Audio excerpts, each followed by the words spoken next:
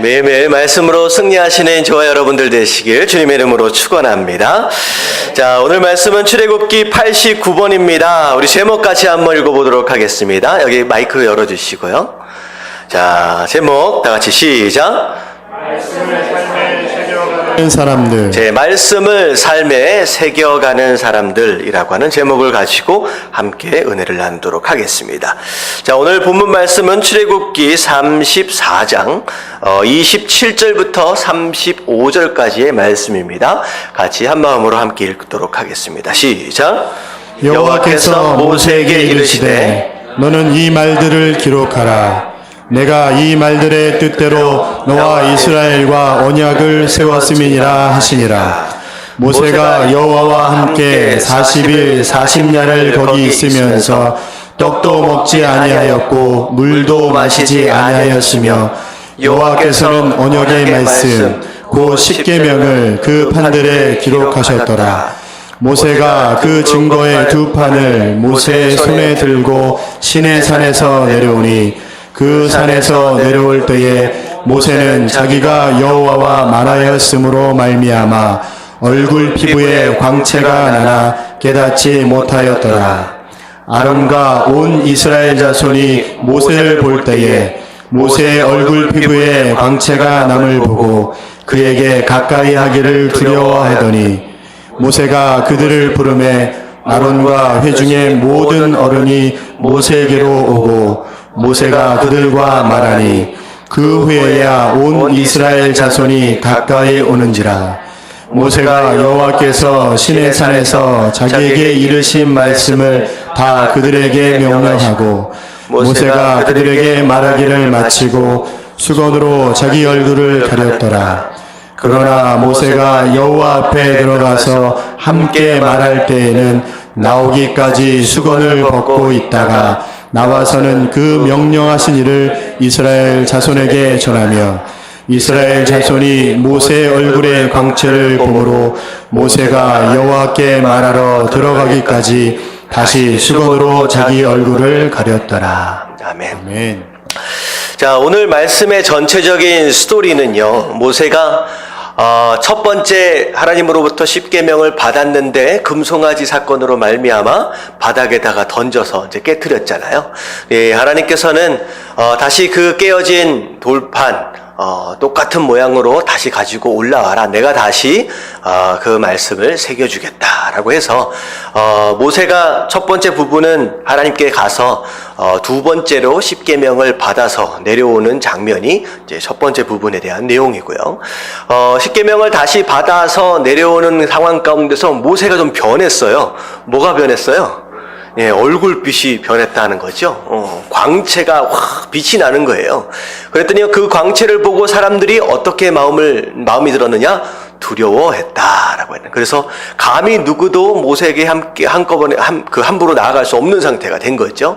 자, 그랬더니 모세가 지도자들만 부릅니다. 그리고 나서 서로 대화한 다음에 그리고 나서 이제 대화가 되어지니까 이제 많은 백성들이 괜찮구나라고 해가지고 함께 나와오는데 계속 광채가 나는 이유로 말미암아 백성들이 좀 얼굴을 좀 가려줬으면 하는 그런 요청이 있어서 이제 모세가 혼자 있을 때는 앞에 그냥 그대로 있다가 백성들 앞에 나올 때는 어떻게 했어요? 앞에다가 마치 그 결혼식 때 요즘에는 좀 안 하지만 이렇게 신부가 이렇게 면사포 이렇게 앞으로 내린 것처럼 그런 식으로 이제 수건을 딱 걸쳐서 사람들을 만나고 그렇게 했다라고 하는 것이 오늘 말씀의 전체적인 내용입니다. 자, 우리가 출애굽기를 벌써 89번째까지 왔어요. 39번째까지 오는 과정 가운데 특별히 모세라고 하는 인물에 대해서 우리가 자세히 좀 살펴보게 되는데 초반에 모세는 그렇게 대단한 사람은 아니었잖아요. 자기 성격도 좀 있었고, 네, 그런 가운데 하나님께서 왕조로서의 40년, 광야에서의 40년, 여러 가지 과정들을 쭉 통하여서 진짜 200만이 넘는 이스라엘 백성들을 이끌어가는 정말 능력 있는 리더로 세워가고 있는 그런 모습들을 우리가 좀 보게 되는데요. 참 구약 성경에 있어서 이 모세의 존재는 굉장히 대단한 부분을 차지하고 있습니다. 어떻게 보면 굉장히 많은 이스라엘 백성들을 어떻게 보면 혼자서 다 인도해 가는 어떤 그런 모습의 위대한 지도자로서의 모습도 보이고 있고요.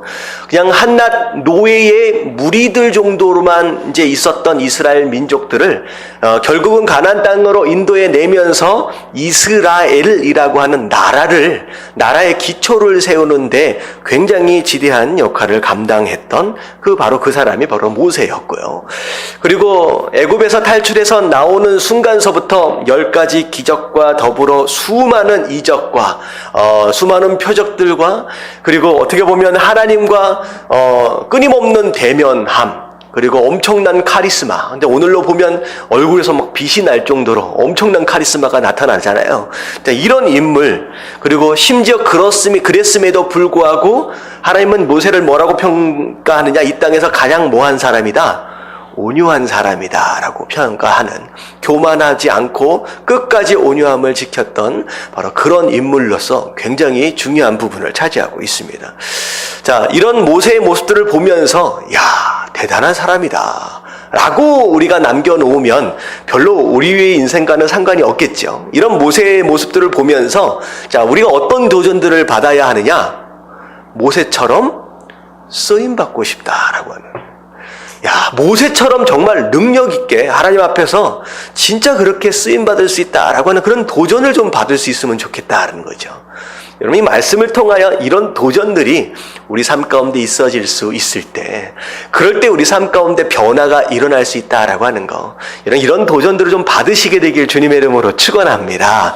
아멘. 자, 그렇다고 한다면 과연 이런 모세의 카리스마와 이런 능력, 과연 이런 모습들은 무엇을 근거로 생기게 되었느냐라는 거죠. 과연 모세의 능력의 뿌리는 뭐냐라고 하는 것을 좀 우리가 좀 살펴볼 수 있으면 우리가 좀 모세를 닮아감에 있어서 좀 도움이 되지 않을까라는 생각에 오늘 말씀을 함께 나누도록 하겠습니다. 그래서 오늘 말씀의 전체적인 주제는 모세의 능력의 뿌리는 무엇인가라는 거예요. 모세의 능력의 뿌리는 무엇인가.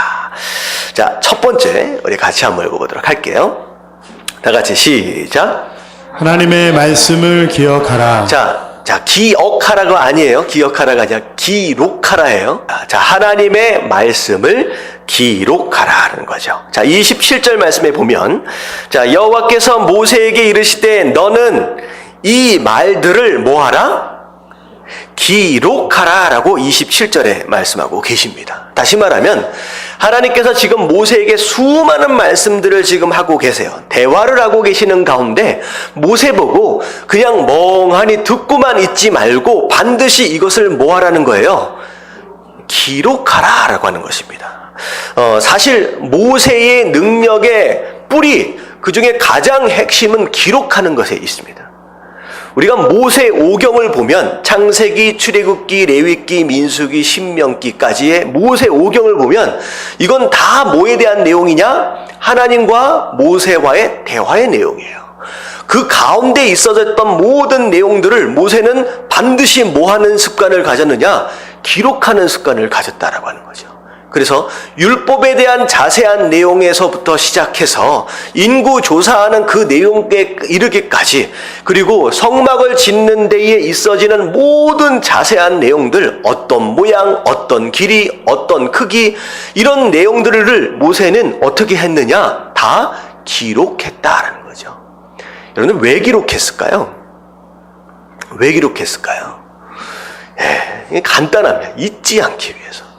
여러분, 하나님 말씀에 대한 가장 기본적인 태도는요, 듣는 겁니다. 근데 중요한 건 뭐냐면, 사람은 참 하나님이 주시지 않은 것 같은데 이 기억 상실에 대한 능력이 있어요. 이게 그래서 들은 것 같은데 금방 잊어버리는 능력이 우리 안에 있다는 거죠. 그래서 모세는 그것을 어떻게 보면 잊혀질 수 있는 한계를 극복하기 위해서 택한 수단이 뭐였느냐? 듣는 즉시 뭐하는 습관? 받아 적는, 기록하는 습관을 가졌다는 거예요.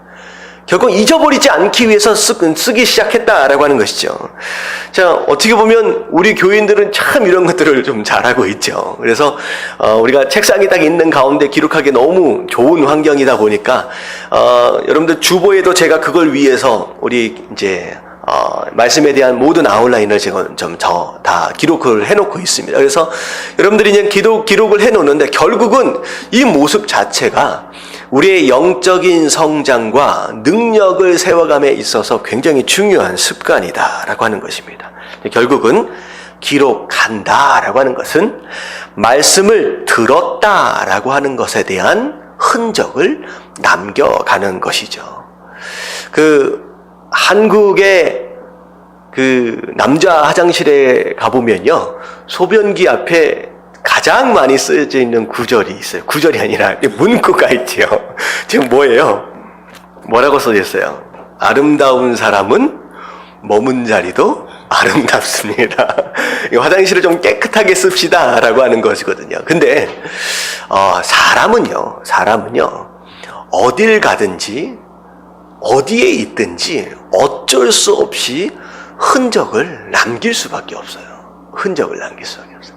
그래서 대표적으로 아브라함 같은 경우에는 모든 삶의 여정들을 통하여 어떤 흔적을 남겨간 사람이라고요? 예배의 흔적을, 제단을 쌓는 사람이었어요. 그러니까 아브라함은 가는 곳마다 예배의 흔적, 제단의 흔적들을 남겨가면서 살았던 사람이 아브라함이었다는 거죠. 근데 하나님께서는 오늘 말씀을 통하여 과연 우리의 삶을 통하여 또 예배 흔적 말고 어떤 흔적을 남겨가기를 원하시느냐라고 하는 거예요. 그게 바로 말씀을 기록해가는, 그 말씀을 들은 것에 대한 흔적들을 남겨가기 원한다라는 겁니다. 자, 오늘 이 말씀을 단순히 내가 설교를 들었으니까 잊지 않기 위해서 주보에다가 메모한다라고 하는 그 정도의 이야기를 지금 말씀드리고 있는 게 아니에요. 잘 생각해 보세요. 결국은 말씀을 듣고 메모하는 이유와 목적은 어디에 있느냐? 우리의 마음 가운데 어떻게 하기 위해서요? 깊숙하게 새겨가기 위한 거예요. 그냥 들으면 금방 잊어버리는 거예요. 그래서 어떻게 해서든 흔적으로 남기고, 흔적으로 남긴 메모된 그 말씀들을 반복해서 보는 것으로 말미암아 결국은 어디에 새겨보겠다라고 하는 노력이냐? 우리 마음에 새겨보겠다라고 하는 노력입니다. 첫 번째 말씀은 하나님의 말씀을 들어서 잘 메모해놔라 라고 하는 정도의 이야기가 아니라 그 말씀을 메모를 해서라도 어디에 새기기 위해서 애를 써보자는 거예요? 여러분들의 마음에 새기기 위해서 애를 써보자라고 하는 거예요. 결국은 기록하는 목적 자체가 마음에 새겨 넣는 것, 바로 그것이 목적이다라고 하는 거예요. 그래서 우리가 수요일 날 우리가 큐티 세미나를 계속 진행하고 있는데, 제가 여러분들에게 큐티에 대한 새로운 정의를 하나를 말씀드릴게요. 과연 큐티, 말씀 묵상한다는 것은 곧 무엇이냐라고 하는 거죠. 그게 무엇이냐? 하나님의 말씀을 먼저 어디에다 새겨 넣는 거예요? 마음에다 새겨 넣는 겁니다. 그리고 마음에 새겨 넣은 그 말씀을 그 다음엔 어디다 새기는 거예요? 나와 있죠? 어디다 새겨요? 삶에다가 새겨 넣는 겁니다. 여러분, 이게 큐티예요. 말씀을 아침마다 보고 묵상하고 적용하고 결단하고 그것을 위해서 기도하고 하나님 앞에 간구하고 하는 이런 모든 과정들은 결국은 무엇이냐? 말씀이 내 마음에 새겨넣는 작업을 하는 것이고, 새겨져 있는 그 말씀이 내 삶을 통하여 새겨가도록 하도록 하기 위한 그런 훈련의 과정이 바로 이 큐티의 모습이다라고 하는 것이죠. 이게 중요한 겁니다. 결국은 우리가 말씀을 메모하는 것과 묵상하는 것과 큐티하는 모든 과정들이, 이것이 결국 우리의 마음에 새겨진 것으로 말미암아 우리의 삶에 아름답게 새겨가고, 결국은 아브라함이 예배의 흔적들을 평생 남기며 살았던 것처럼 우리의 삶 또한 어떤 흔적들을 남기며 사는 거예요? 말씀의 흔적들을 남기며 살아가는 겁니다. 말씀의 흔적들을. 내가 가정에 있든 내가 직장에 있든 어디에 있든 내 삶은 결국은 무엇으로 쓰여져 가는 삶이냐? 말씀으로 쓰여져 가는 삶입니다. 그래서 세상 사람들은 우리의 모습을 통하여 뭘 보는 거예요? 우리의 삶 가운데 쓰여져 내려가고 있는, 새겨져 내려가고 있는 그 말씀을 세상 사람들이 보는 거예요. 그래서 우리의 삶을 통하여 하나님이 계시는구나. 예수 그리스도가 바로 메시아구나, 구원자구나 라고 하는 것을 우리가 써 내려가고 새겨 내려가는 그 말씀을 통하여 깨닫게 되고 발견하게 된다라고 하는 거죠. 여러분들, 이게 바로 전도하는 삶입니다. 여러분, 이런 삶을 살아갈 수 있게 되길 주님의 이름으로 축원합니다. 아멘. 우리 삶을 통하여 말씀을 새겨가는 거라는 거죠. 그래서 말씀을 기록한다는 건 굉장히 중요합니다. 근데 말씀을 우리의 삶 가운데, 우리의 마음에 먼저 새기고 삶 가운데 새겨간다라고 하는 것이 과연 쉬우냐라고 하는 것이죠. 절대 쉬운 게 아니에요. 오늘 말씀을 보면 28절에 보면 이 돌판을 가져가서 돌판에 말씀을 새겨가지고 내려오는데 며칠이 걸렸어요? 28절에 보면 40일 40야. 밤낮을 걸려서 40일 동안 잠도 못 자면서 심지어는 뒤에 보니까 떡도 먹지 아니하고 물도 마시지 아니하는 이런 금식의 과정까지.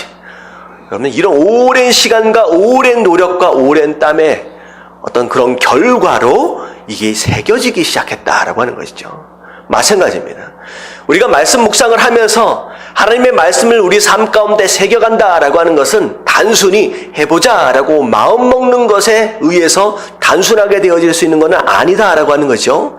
오랜 시간과 오랜 노력들이 들어가져 있을 때 그때 진짜 마음에 새겨질 수 있고 정말로 우리 삶에 새겨갈 수 있다라고 하는 것이죠.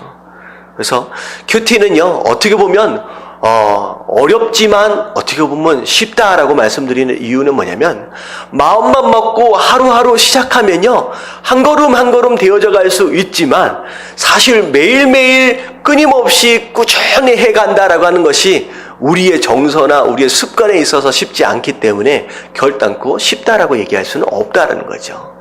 많은 사람들이 이걸 별로 좋아하지 않아요. 그래서 어떻게 해요? 어떻게 해서든 금방 은혜 받고 금방 무엇이 변화되기를 원하지만 사실 그렇지 않다라고 하는 거죠.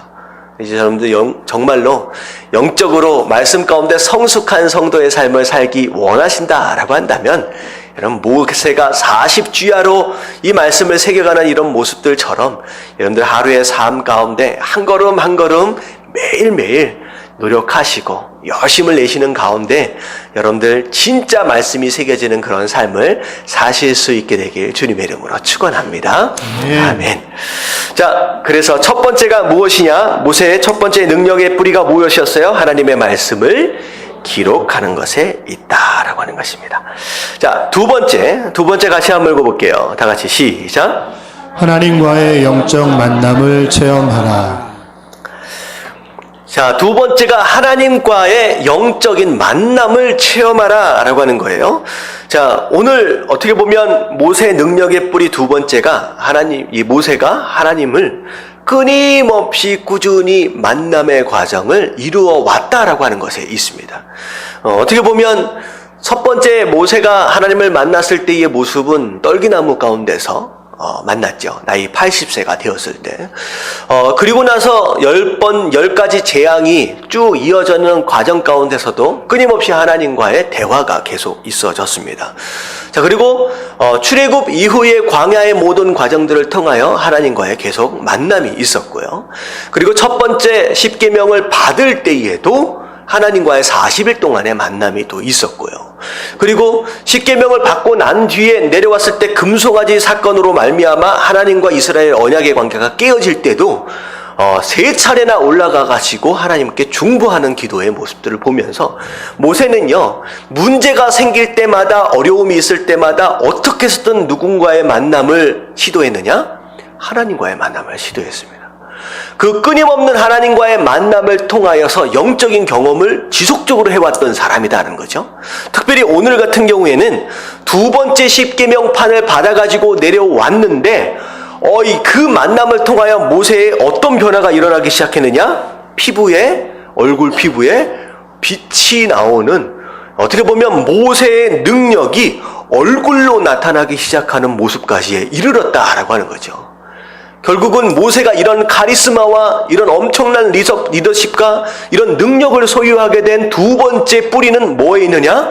하나님과의 영적인 만남을 끊임없이 체험했다라고 하는 그것에 있다라고 하는 것이죠. 우리가 하나님을 이런 식으로 만나는 건 굉장히 중요합니다.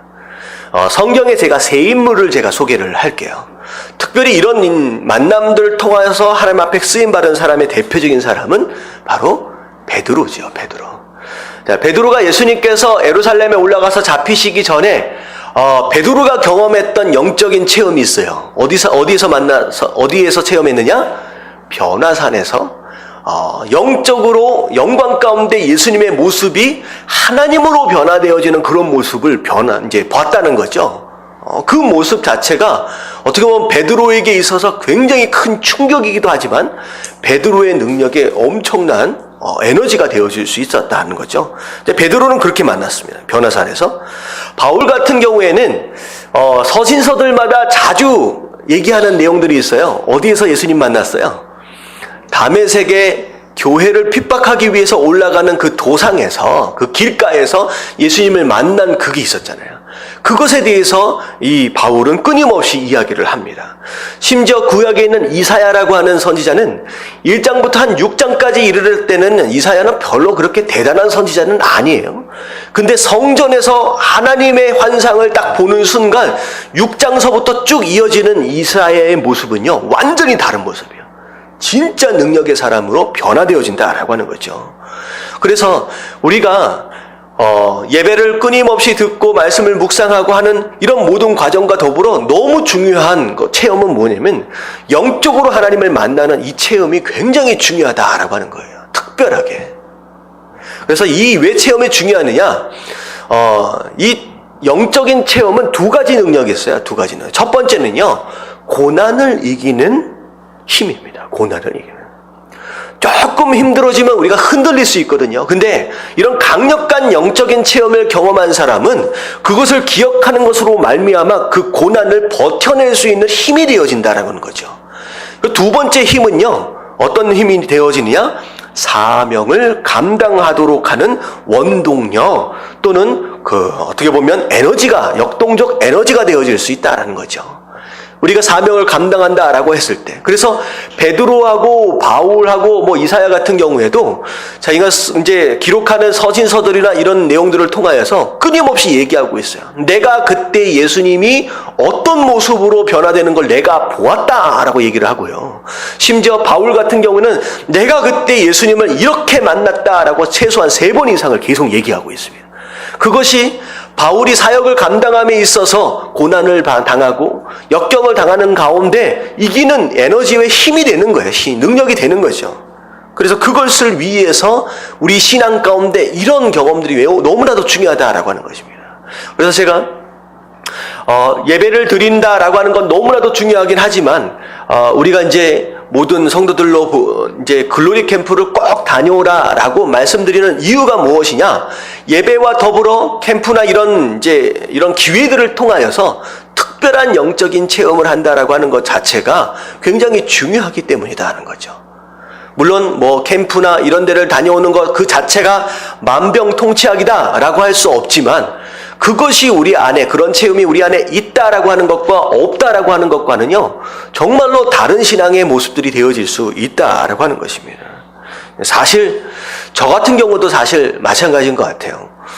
주의 종이 된다라고 했을 때 이 사명의 길이다라고 하는 게 그러기 쉽지는 않습니다. 근데 하나님께서 제가 미국에 있을 때 특별한 영적인 체험의 기회들을 허락하셨던 그 모습들이 저의 지금의 어떤 신앙과 지금의 이 사역들을 이끌어갈 수 있는 능력을 어떻게 보면 뒷받침하는 그런 모습들이 되어질 수 있다는 거죠. 저는 3번 정도 하나님께서 특별히 허락을 하셨는데, 첫 번째는 언제였냐면, 제가 맨 처음에 사역을 시작할 때 찬양팀 사역을 했었어요. 찬양팀 사역을 하면서 이제 우리 한 목사님 찬양을 잘 인도하고 계시지만 이제 혼자 인도하고 계시잖아요. 근데 저희 이제 미국에서 이제 찬양 사역을 할 때는 찬양팀 뒤에 이제 소위 말하는 보컬이라 그래요. 찬양 이제 노래를 하는 사람이 한 10명 정도가 뒤에 이제 쭉 씁니다. 그 가운데 제가 한 명으로서 제가 이제 봉사를 하고 있었을 텐데, 그때 마음 가운데 어떤 생각이 있었느냐면, 제가 모태신앙으로서 이제 쭉 한 20여 년을 자라오면서 아무런 영적인 체험이 없는 거예요. 심지어 그때까지 방언도 아직 못 받았고 어떤 특별한 체험이 없는 가운데, 특별히 그 집회 가운데 사람들이 굉장히 많았어요. 거의 한 700~800명 정도 되어 있는 그는 굉장히 큰 집회였는데, 근데 같이 찬양을 하고 하는 가운데 마음 가운데 주신 게 뭐냐면, 하나님 왜 나는 아직도 방언도 못하고 아무런 영적 체험도 없고 지금 매달 뭐 똑같은 이런 모습들로 좀 뭔가 없는 것 같은 이런 느낌이 듭니다 라는 그런 갈급한 마음을 하나님께서 주시면서 계속 찬양하도록 하는데, 정말로 어떤 역사가 있냐면, 제가 거룩이라고 하는 단어에 숨어있는 뜻이 무슨 뜻이 있다고 말씀을 드렸습니까? 거룩? 무게라는 뜻이 있잖아요. 그런데 이게 하나님의 임재하심이 이 머리 뒤에서부터 쭉 내려오는데 무거워서 견딜 수가 없는 거예요. 그러니까 찬양팀인데 앞에 한참 찬양을 하고 있는데 서 있을 수가 없어요. 그 많은 사람들 한참 찬양이 되어지는 가운데 제가 그 앞에서 어떻게 되냐면 앞으로 그냥 꼬꾸라졌어요. 그냥 바닥에 완전히 어떻게 되냐면 이제 무릎을 꿇고 바닥에 엎드린 상태가 아니라 진짜 너무나도 우스꽝스러운 상태로 어떻게 되냐면 바닥에 만세를 부르고 다리를 펴고 눕는 그 모습 있잖아요. 그 모습으로 그대로 쓰러졌어요. 그런 모습을 제가 경험하면서, 와, 이게 하나님께서 나에게 허락하시는 특별한 어떤 체험이구나. 이렇게 하나님께서 또 말씀하시기도 하구나라고 하는 걸 제가 처음 체험했던 것이 그게 바로 그겁니다. 그래서 제가 그 체험 자체가 제가 예배에 임하고 찬양을 함에 있어서 하나님의 거룩하심과 하나님의 임재하심이 우리 가운데 어떻게 오는구나라고 하는 것을 끊임없이 기억나도록 하시는 그 체험이었어요. 그래서 저는 예배 때마다 하나님의 그 엄청난 무게의 체험이 끊임없이 기억나는 거예요. 그래서 예배를 가볍게 드릴 수가 없습니다. 그 엄청난 무게의 거룩함을 제가 한번 경험했기 때문에. 두 번째 경험은 뭐냐면, 글로리 캠프와 비슷한 이제 캠프예요. 거기에 갔는데 그때까지도 방언을 못했어요. 근데 그때 제가 사모하는 마음껏, 하나님 이번에는 정말로 방언할 수 있도록 한번 도와주십시오 라고 이제 막 기도를 하고 하는데, 그때 하나님께서 마지막 날 저에게 방언의 은사를 주시면서 그때 하나님께서 특별한 음성을 저에게 한번 허락하신 적이 있습니다. 정말 그때 제가 어떤 기도의 제목을 가지고 올라가냐면, 제가 근심 걱정으로 가득 차 있는 사람이에요. 완벽주의자에 좀 가까워요. 그래서 어떤 삶이 사냐면 끊임없이 제가 스스로를 계획하고요, 그 계획대로 일이 진행되어지지 않으면 마음이 너무 힘들고 괴롭고 조바심 나고 막 급해지고 다급해지는 그런 성격을 가지고 있는 거예요. 근데 그 기도 제목을 가지고 올라갔는데 하나님께서 방언의 은사와 더불어 하나님께서 저에게 말씀하신 게 뭐냐면, 내가 너의 목자다라고 하는 말씀하시는 거예요. 제가 그때 그 체험으로 말미암아 어떻게 보면 굉장히 많은 짐들을 많이 던져버렸어요. 하나님께서 나를 인도해 가시는구나. 내가 내 인생을 사는 것이 아니라 내 목자가 되시는구나 라고 하는 그 음성을 통하여서 제가 많은 짐들을 버렸어요. 그리고 세 번째 경험은 너무나도 특별한 경험인데, 사실은 그때 경험을 이야기하는 것만으로도 마음이 막 이렇게 두근두근 거리거든요. 이건 뭐냐면요, 아유홉이라고 하는 미국의 이제 미국형 기도원이 있어요. 기도원에 한 일주일 동안 제가 다녀오고 나서 교회 식구들하고 함께 기도 모임을 하고 있는데, 한참 기도를 하고 있는데 갑자기 위에서 뭐가 내려오는 게 막 느껴지는 거예요. 그래가지고 이게 뭐지? 라고 해서 눈을 딱 떴는데, 정말로 한 10평 정도 되는 그런 기도방 안에 천장에 뭐가 보이기 시작하냐면 손이 보이기 시작해요. 지금 뭐 생각하면 무슨 손오공도 아니고 부처님 무슨 손바닥도 아니고 천장에 가득 차 있는 손바닥이 딱 보이는데, 누구의 손바닥이다 라고 느껴지느냐? 하나님의 손바닥. 그게 위에서 쭉 내려오는데 하나님 뭐라고 말씀하시느냐? 내가 너를 다스리겠다라고 하는 거예요. 다스리겠다. 근데 하나님께서 저의 인생에 대한 주권을 주장하시는 거예요. 내가 너를 다스려 가겠다라고 하는 거예요. 그래서 어떻게 보면 저에게 있어서 이 세 가지 영적인 체험, 뭐 자잘한 체험들도 많이 있지만 이 세 가지 큰 체험들이 저의 신앙을 세워가고 어떤 힘들고 어려운 상황 가운데서도 흔들리지 않도록 붙잡아주는 어떤 계기가 되어질 수 있었다라고 하는 것이죠. 여러분, 이런 체험들에 대한 것은 굉장히 중요합니다. 사실은 어떻게 보면 우리 교회는요, 이런 환상을 본다든지 이런 영적을 체험한다라고 하는 것보다 훨씬 더 뭘 더 강조하는 교회입니까? 뭘 더 강조하는 교회예요? 그럼 말씀을 더 강조하는 교회거든요. 근데 이게 여러분들 이게 굉장히 중요한 개념인데, 오늘 제가 소개했던 이 세 사람의 인물과 저의 경험도 이제 다 종합해서 보면요, 이는 눈에 보이는 환상만으로 멈춰지지 않아요. 전부 다 이 체험, 영적인 체험 안에는 다 뭐가 있었어요? 하나님의 말씀하심이 있었습니다. 베드로 같은 것도 사실 마찬가지예요. 누가복음 9장 35절에 보면요, 영적으로 예수님이 변화산 가운데 변화되어지는 그 모습 가운데 베드로가 들은 음성이 있습니다. 뭐라고 들었어요? 구름 속에서 이 사람, 예수님은 내가 택한 내 아들이다. 너희는 그 말을 들어라. 여러분, 절대적으로 여러분들 환상만 보지 마시고, 여러분 그 환상이나 여러 가지 영적 체험 안에 하나님의 말씀하심을 들어야 돼요. 사실 바울 사도도 마찬가지입니다. 사도행전에서 예수님이 딱 나타나셔서 예수님 뭐라고 말씀하시냐? 사울아 사울아 내가 어찌하여 나를 핍박하느냐 라고 말씀. 네가 핍박하는 내가 바로 예수다라고 말씀하시는. 그러니까 바울이 체험한 영적인 체험 안에서도 분명히 말씀하심이 있었어요. 그리고 이사야도 마찬가지예요. 성전 안에 가득한 하나님의 임재하심 안에서도 하나님의 말씀하심이 있었어요. 이사야 6장 8절에 보면 내가 누구를 보내며 누가 우리를 위하여 갈고 하시니, 여기도 하나님의 말씀이 있었습니다.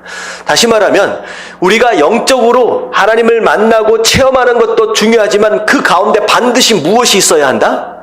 하나님의 말씀을 듣는 것이 있어야 됩니다. 저의 세 가지 소개드린 이 영적인 체험 안에서도 다 하나님의 말씀하심이 있었어요. 첫 번째 환상에서는 하나님 뭐라고 말씀하셨냐면 네 은혜가 내게 족하다라고 말씀합니다. 두 번째 환상에서는 내가 너의 목자다라고 말씀합니다. 세 번째 환상은 내가 너를 다스리겠다라고 말씀하셨어요. 삶 가운데 이런 체험들이 있어야 합니다. 그것을 위해서 여러분들이 사모해야 돼요.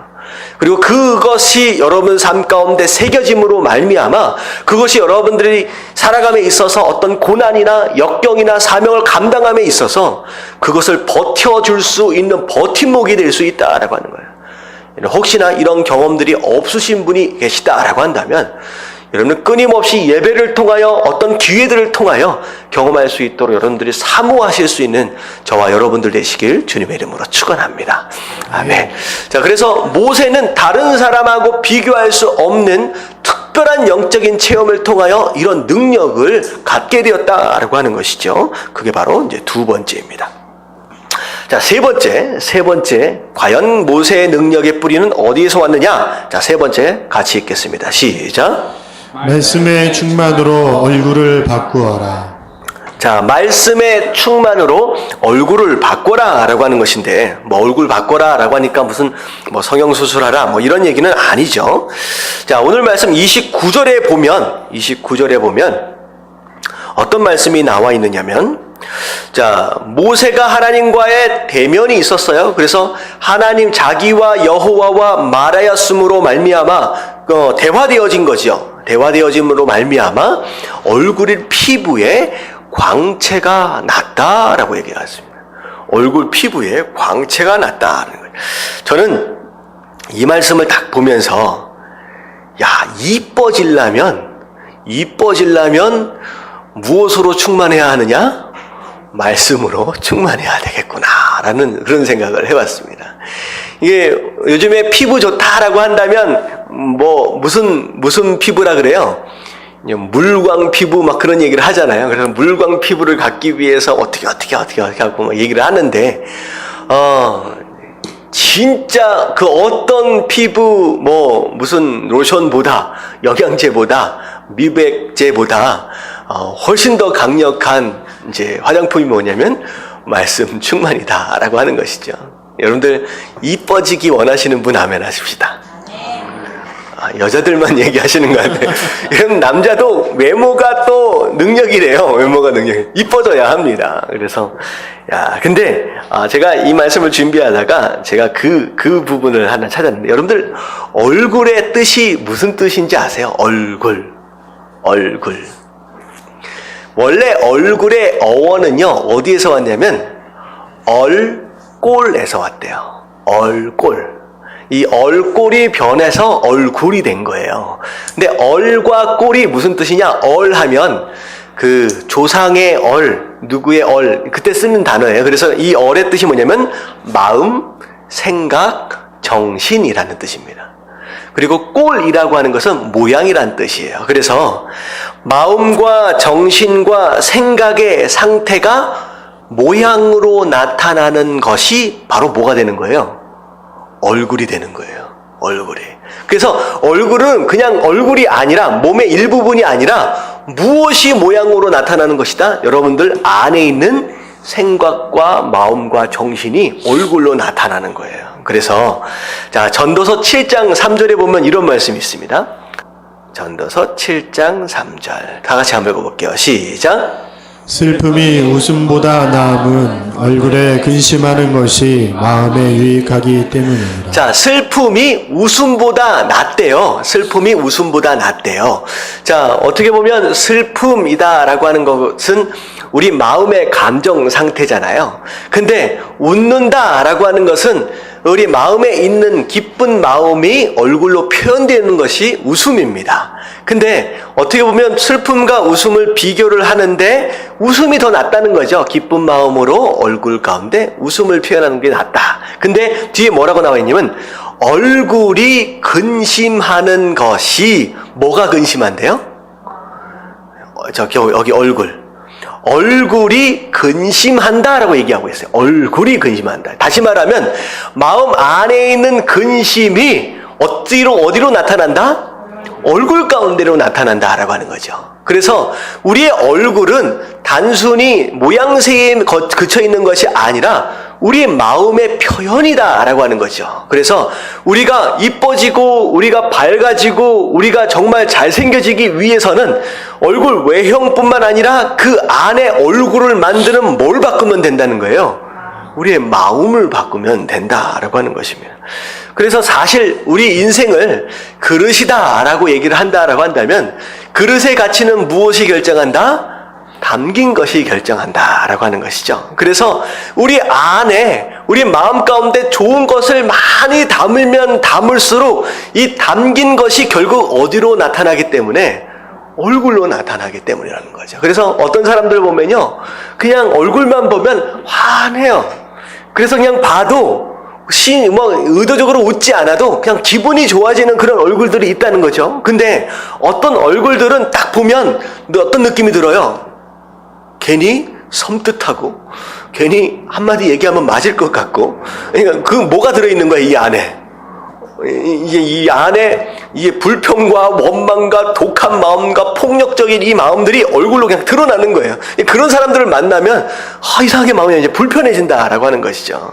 자, 그래서 결국은 마음이 변하면 얼굴이 변한다라는 거예요. 그래서 제가 이 말씀을 드리는 이유가 뭐냐면, 제가 청년들 사역들 하다 보니까 수련회를 가잖아요. 한 2박 3일씩 3박 4일씩 수련회를 가면 수련회 기간 동안 결국은 하는 게 이제 세 가지입니다.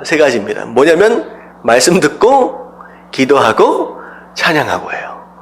이 세 가지가 주요 이제 숙제가 되어서 수련회 2박 3일을 딱 하잖아요. 그러면 수련회가 끝나고 나면 반드시 일어나는 상황들이 있어요. 어떤 일이 일어날 것 같아요? 수련회가 딱 끝나고 나면 커플들이 생겨요. 짝짓기를 시작해. 수련회를 딱 끝나고 나면 커플들이 생기고 짝짓기를 시작하고 결혼 이야기가 등장을 합니다. 왜냐하면 어떻게 되냐면 2박 3일 동안 은혜를 충만하게 받고 말씀을 충만하게 받으니까 뭐가 변하기 시작해요? 얼굴이 변하기 시작하네. 그동안 이뻐 보이지 않았는데 은혜를 받으니까 이뻐지는 거예요. 여러분, 사실 얼굴도 변하고 사실 뭐도 변하기 시작하느냐? 눈도 변하는 거죠, 눈도. 보는 눈도 바뀌기 시작하는 거예요. 그러니까 한마디로 눈은 콩깍지가 씌워지는 것이고, 이 은혜 받는 걸 통하여 마음이 변하니까 얼굴이 환해지는 거예요. 너무 이뻐지는 거예요. 그래서 수련회를 갔다 오면 커플들이 생기고, 그다음부터 이제, 우선이 남자친구, 여자친구입니다. 이렇게 얘기가 이제 되어집니다. 그러면 정말로 가정 안에서 이제 남편에게 사랑받는 아내가 되어지시기 원한다라고 한다면 무엇으로 충만하라? 말씀으로 충만하십시오. 그리고 아내에게 사랑받는 남편 되길 원하신다라고 한다면 뭘로 충만하라? 말씀으로 충만하십시오. 여러분, 말씀으로 충만하려면 뭐 하면 돼요? 큐티하면 되지요. 결론은 뭐예요? 큐티하면 얼굴이 이뻐집니다. 라는 결론이 나옵니다. 좀 어거지 같지는. 다시 한번. 큐티하면 어떻게 된다고요? 우리 얼굴이? 이뻐집니다. 계속 강조를 해야지. 이제 세뇌교육을 시키는 거예요. 그래서 정말로 이뻐지길 원하고 사랑받길 원하신다라고 한다면 말씀 충만을 위해서 매일매일 큐티해 보십시오. 그러면 이 마음이 변하기 시작합니다. 근심과 걱정도 내려놔지고요. 마음 가운데 계속 쌓여갔던 이 도끼들도 다 이제 어떻게 보면 이제 태워지게 되고요. 우리 마음 가운데 원망과 불평과 이런 모든 것들이 감사로 변화되어지게 돼요. 그러면 이것들이 얼굴로 자연스럽게 나타나는 것으로 말미암아 그 어떤 물광 피부보다도 이걸 뭐라고 설명을 해야 될지 모르겠어요. 은혜의 광이라 그럴까요? 하여튼간 그런 광채가 나는 피부가 되어서 누가 봐도 계속 만나고 싶고 계속 대화하고 싶은 이런 그런 모습, 그런 성도의 삶을 살 수 있게 된다라고 하는 거.